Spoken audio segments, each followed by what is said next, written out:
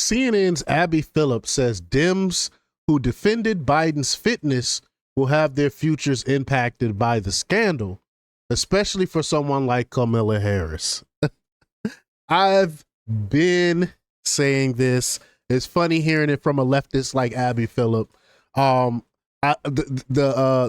history will not be kind on these individuals, I should say the future will not be kind to these individuals who've been lying to us, who've been gaslighting us over the years. The same thing with the COVID stuff. You know, the same people that have been pushing the mandates and things like that, and pushing the jab, and now all of a sudden saying, oh, it wasn't really that great of an idea. Lockdowns actually hurt people. These are the same people that that was saying Biden was fine, Biden was great, nothing to see here. He has all his faculties, cursing people out, talking trash to people that was calling out, was rightfully seeing what was going on right in front of them, with the mainstream media been ignoring. But it's funny now, all of a sudden, all the media pundits are coming out talking about how bad it really is, and how Democrats are going to pay and all of these things, and writing books. It's crazy that they finally admit the obvious. But we're going to play the clip and hear her take on this.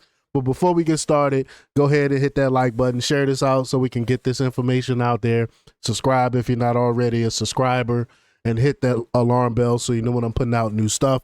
Also, check out my link tree in the description. It has a link to my Patreon, and that's where I talk about things that I can't talk about here. There's also a link to my Instagram and my X account, so follow me there as well. All right, so let's get right on to this clip here. Here we go. Joe Biden totally effed us. That, a quote from a Kamala Harris official in a new book that paints a damning picture of how far the White House went to hide his decline.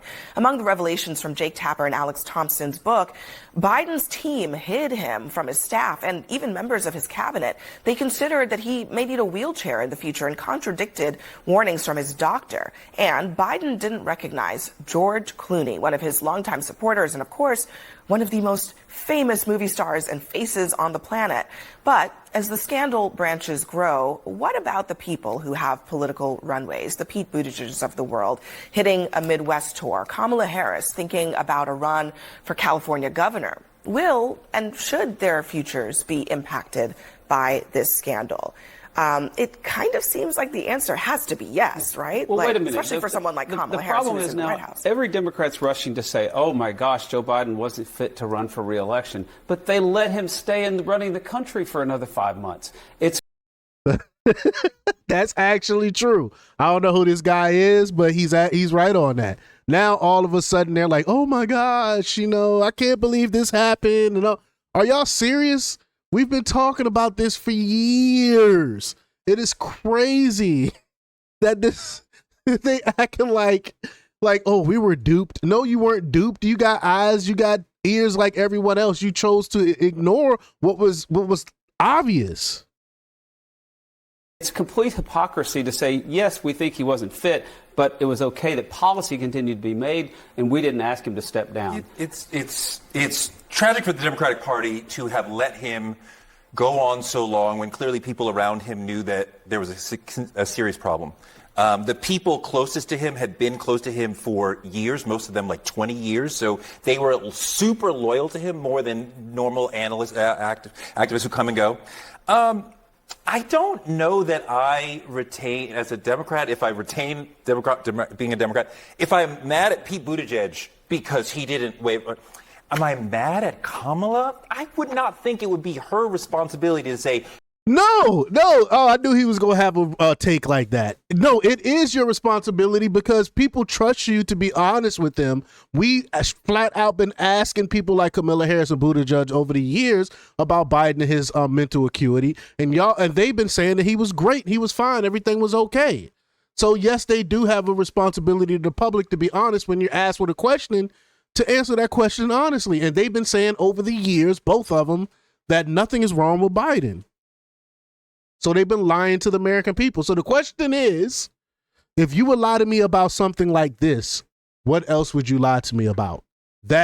So they have that kills their credibility. That means you can't be trusted. And if you can't be trusted, why would we vote for you to be president of the United States of America? I mean, he's minimizing what happened and pretending like it's not a big deal when we all know it is a big deal.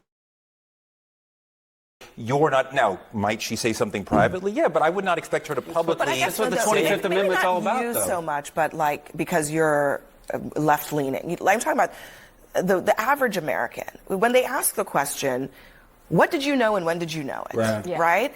And I think one of the things that is in the excerpts from this book is this idea that it wasn't just that Kamala Harris only had 100+ days to run, but that the idea that Americans felt like they were being deceived by Yes. the Democratic Party, it tainted her in that last election already. She did the deceiving. She Well, certainly I was think sharp that this as is a the tack. question. Well, I mean, how Thank does you. she That's one of my escape that? points. That was my point. She was one of the people lying. He's pretending like she never came out and said that everything was fine when she was legitimately asked about Biden.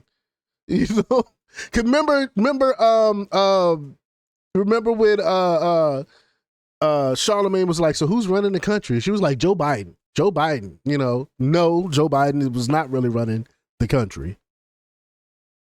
Something where I think the public was ahead of where the politicians and even to some degree the media was.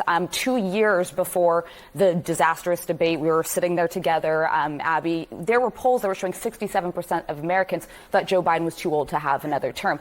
And Democratic politicians did not listen to those warnings. And I interviewed Joe Biden a week and a half ago on The View.